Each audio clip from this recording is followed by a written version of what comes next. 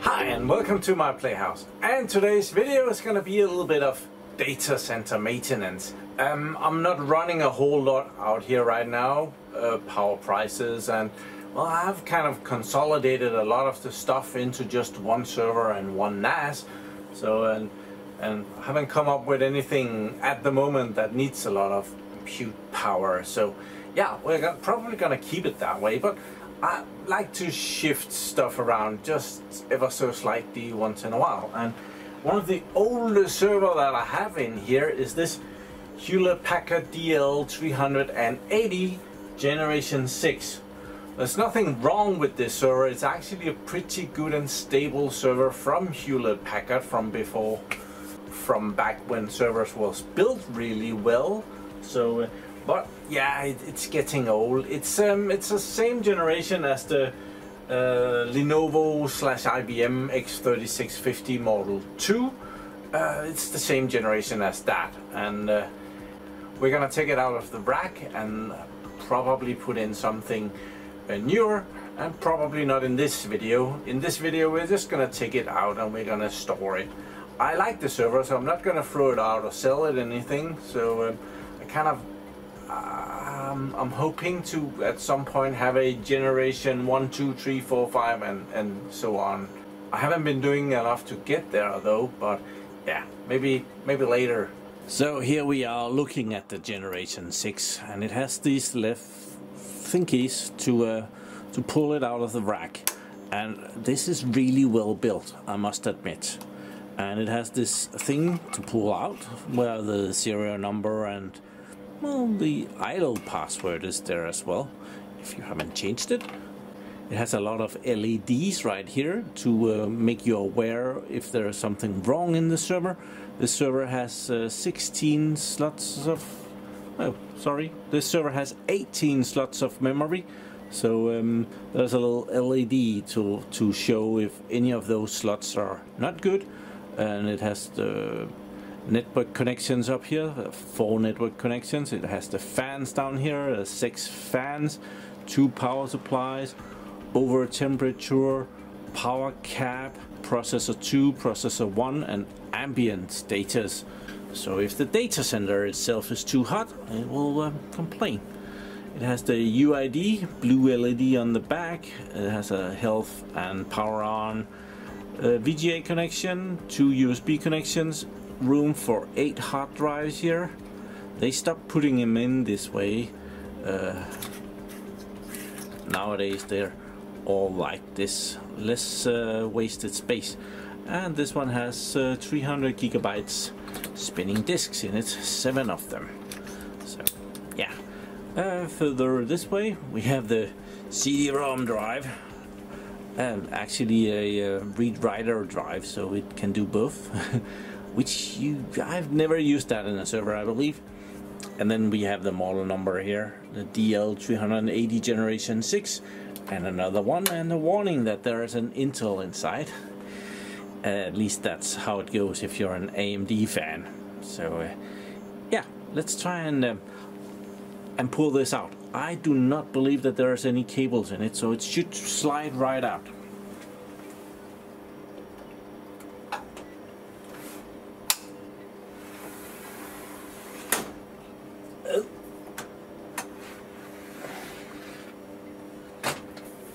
There, no cables, came out really well. It's not a very deep server from the front and to the back. Is pretty normal length of a server of this age. The newer servers, you can kind of see it over here. I have older servers. They are in there perfectly, and I'm not even sure they are hitting the wall. And the newer servers, they are deeper. So yeah, and this is also a 4 CPU server, so it sticks out a bit more.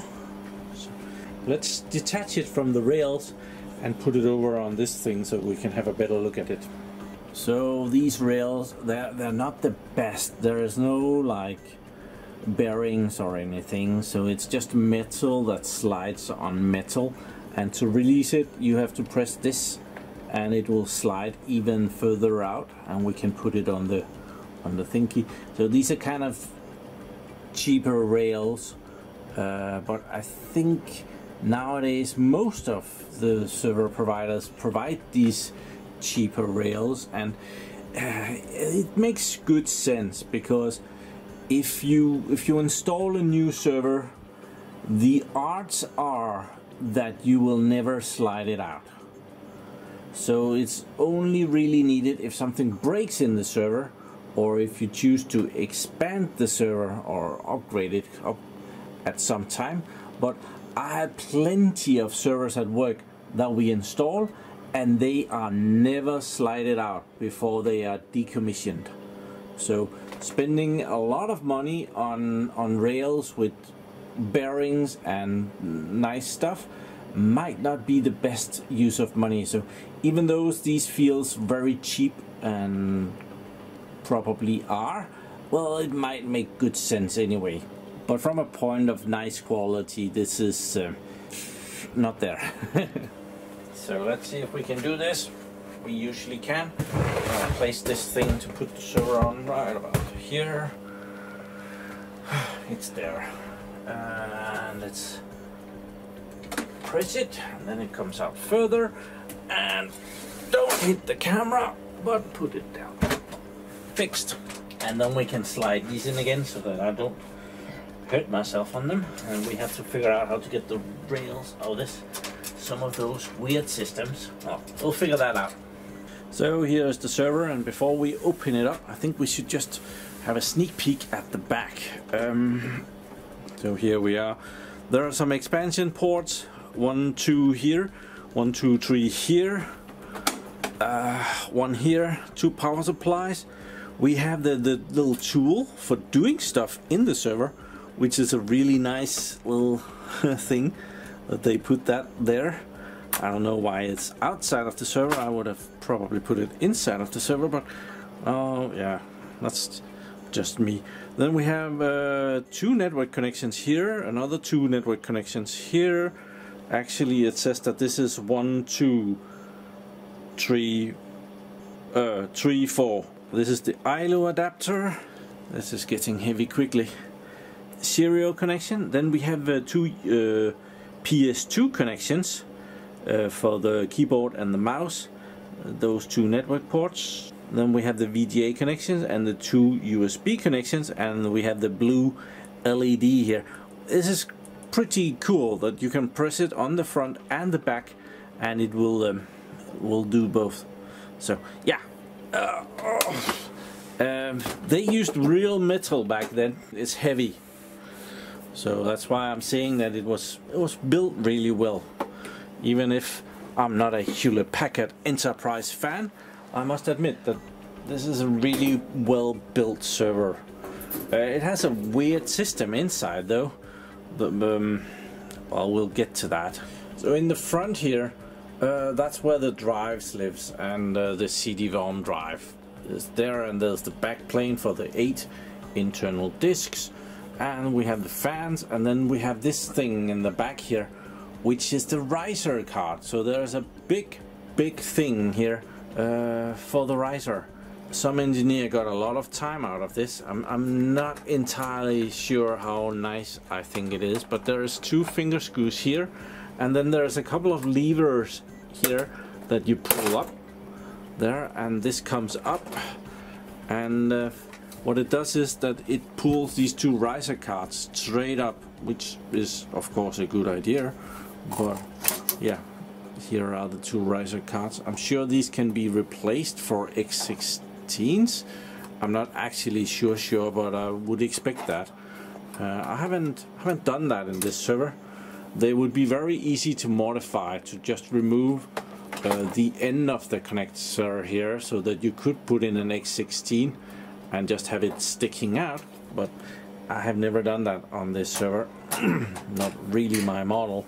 But even with that removed, we're not really into the stuff that could break yet. So underneath here is of course the CPUs and the RAM, and in enterprise servers the RAM is often the stuff that will actually fail and have to be replaced. So let's Let's get this plastic thing. Oh, this thing. It has a battery here for the rate controller, which is a different model of batteries than what I have shown in previous videos. And this one is, I don't think it's doing too well. It has swollen up, so probably these are not as good as they have been. So yeah, the plastic has swollen up here. I haven't used this server for ages, so probably it's not good anymore. But oh, we'll put the plastic out of the way.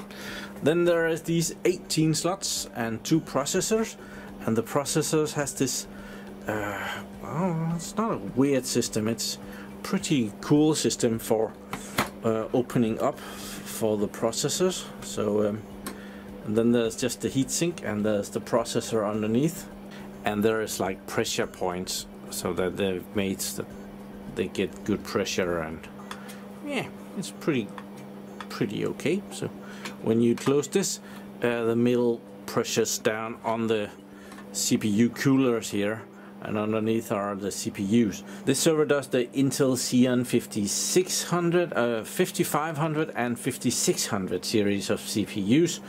So yeah, so there's those in here. I have no idea what CPUs are in this. I think they're like 2.4 gigahertz quad cores. I believe that was the thing when this was new. So this one has RAM blocks. They are 4 gigabytes. They are Hewlett Packard branded. Someone has forgotten his glasses. DDR3 10900R. I forget which frequency that is. Is that 1600 hertz? I forget. Frequency of RAM is at least double nowadays, at least, and even higher. Over here is a little extension board for the built-in rate controller on the system board. So they build in the basics on the system boards, and then you could buy different. There is cache on this, and it could open up for additional features. I see that this one is 520 megabytes of cache, and you might not think that that does a lot, but it actually does a lot. So 512 megabytes of cache in a rate controller is pretty good. Of course, more is better, but it's not bad at all. This actually means that if you have spinning disk, it can keep reading a little bit, even if you at the moment has the data that you ask for, and it will be ready to serve you the next data, or so on and so forth, whatever the cache controller, rate controller drive does for you. And that was a big thing with spinning disks. It's not as big an issue with SSDs. Pretty cool thing, this server comes with an SD card slot, so you could boot off your SD card right into VMware. So that was pretty awesome. Somewhere, I believe, is there a USB connector in here as well? Yeah, down there is a USB connector that you can also pop a USB stick in, so that you could boot from there. It has both options, the SD card over here or the USB connector right down there. It's not a bad server as such. I do kind of like this one. And it has the 2 power supplies here, and this is a 460 watt power supply, so the server was not really meant to put anything too crazy inside. The CPUs at the time had a max of 130 watts, and all the RAM and all the disks. There's a decent chance that you wouldn't get near 460 watts running this server. And stuff is missing down here. Other options are available. Oh dear, I'm sitting here wondering what else I could talk about, and I see that I missed this. The Riser cards does have an X16 slot on, actually also on the side where you would need it, and room for it to put something deep in there. And same thing over here, could put something, well, not exactly that deep because it's not really prepared for a GPU, but you could have a decent size card in there, X16. So it has 8 X slots on one side and it has X16 slots on the other side. I missed that. So we could try and turn it around, see it from the other side, see if there's anything we missed. Oops, sorry. Around this way. Get this out of here. I think we got most of it. It seems like the circuit board goes underneath the power supplies. Well, one should hope that they haven't put anything too important underneath there. This is quite the little thingy.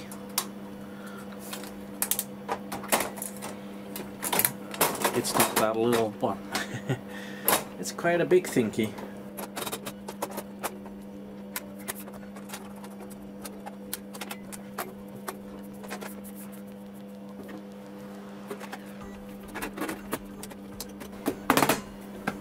Okay, so here are the rails. You can see the rails can come out and it will catch the rails from the server as well. So pop those in, and there are these ears here, and I believe you have to press them inwards and then the rails comes out.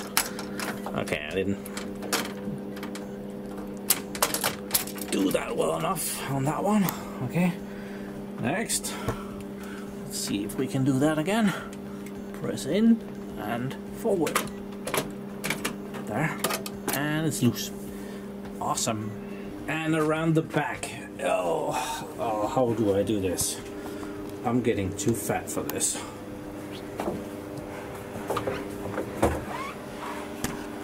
It's very difficult to get in here and film. Well, I need to get the rails out in this end, and it's probably, yeah, it's the same system down here, so it's gonna be fine. Okay. Now that I have been around the back and releasing them, I can share with you that this is kind of a shit system. You don't really have access to this at any point, and to release it you have to press in on these to get these two clips out of the way, which it looks very good here, but then you have very little space for this to clear, because right here is the metal, so these coming up and you have to pull this to clear this, and there is like not a lot of space right there, so it's more locked than anything else.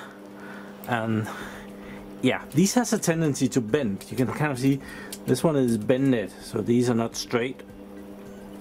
And yeah, it was even worse in the back here. I have straightened this one out, but it was very difficult to get that in and get it to come back, especially on the second one. It took forever and ever. So it's kind of a lousy system. I'm definitely not recommending that. Okay, rails has been taped so that they don't get divorced. So I have a plan that the server is gonna be right there. Oh, it's a heavy one.